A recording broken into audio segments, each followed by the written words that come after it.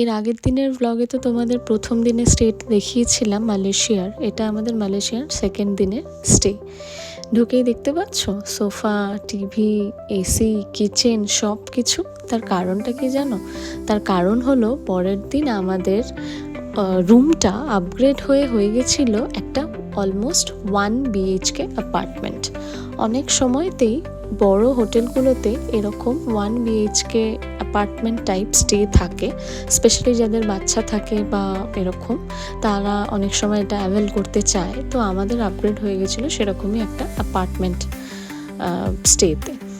তো ঢুকেই দেখতে পেলে সোফা, ওটা ড্রয়িং ডাইনিং ছিল, ওখানে কিচেনও অ্যাটাচড ছিল, তার পাশে ডাইনিং এরিয়া দিয়ে এসে এই বাঁদিকে একটা বিশাল বড় স্পেসিয়াস একটা প্যাসেজ ছিল, পাশেই ছিল ওয়াশরুম। আর ওই যে বড় প্যাসেজটা দেখলে ওখানে ওয়ার্ড্রোব রাখা ছিল, যাতে ওখানেই তুমি চেঞ্জ অর ড্রেসিং ইউনিট হিসাবে ওখানটাই কাজে লাগাতে পারো। এটা ছিল বেডরুমটা খুব সুন্দর ছিল, বড় বড় দুটো উইন্ডো ছিল, যেখান দিয়ে পুরো রুমটা প্রচণ্ডভাবে আলো পাচ্ছিল, খুব সুন্দর ছিল। ওদিকে একটা স্টাডি টেবিল বা ওয়ার্ক স্টেশন যাই হোক বলতে পারো, সেটা ছিল।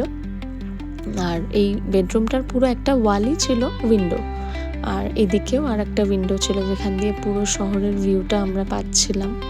এই হোটেলটা ভীষণই ভালো ছিল অ্যাকচুয়ালি। এটা আমাদের সেকেন্ড ডের আপগ্রেডেশন, এবং আপগ্রেডটা এতটাই ভালো হয়েছিল আমাদের ভীষণ পছন্দ হয়েছিল। এই যে দেখতে পাচ্ছ এটা বেডরুম, একদম নিট অ্যান্ড ক্লিন একটা বেডরুম থেকে বেরিয়েই যেটা তোমাদের বললাম বাঁদিকের প্যাসেজটা, তারপর বেরিয়ে এরকম ডাইনিং এরিয়াটা ছিল, আর তারপর এখানে সোফা,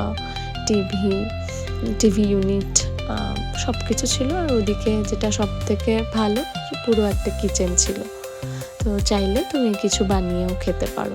আর এটা ছিল ওই অ্যাপার্টমেন্টের ব্যালকনি থেকে ভিউটাও খুব সুন্দর আসছিল। তো আমরা মোটামুটি অনেক জায়গায় ঘুরতে গেছি, অনেক হোটেলেই থেকেছি, জাপানেও বা জাপানের বাইরেও, কিন্তু এইভাবে মানে অ্যাপার্টমেন্ট টাইপ স্টে আমরা এটা ফর দ্য ফার্স্ট টাইম পেলাম। আমরা বুক করিনি, পরের দিন নিজে থেকেই ওরা আপগ্রেড করেছিল। তো খুব ভালো একটা এক্সপিরিয়েন্স ছিল, একদম অন্য রকম। এটা ছিল 30th ফ্লোর।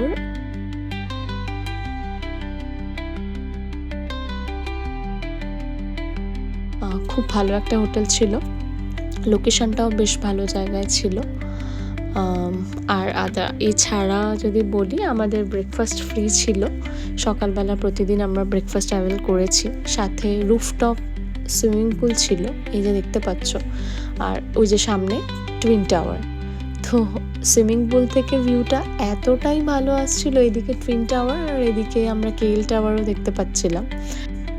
বেশ অনেকক্ষণ আমরা দুজনে মিলে সুইমিং পুলে বেশ আনন্দ করেছি, মজা করেছি, স্নান করেছি।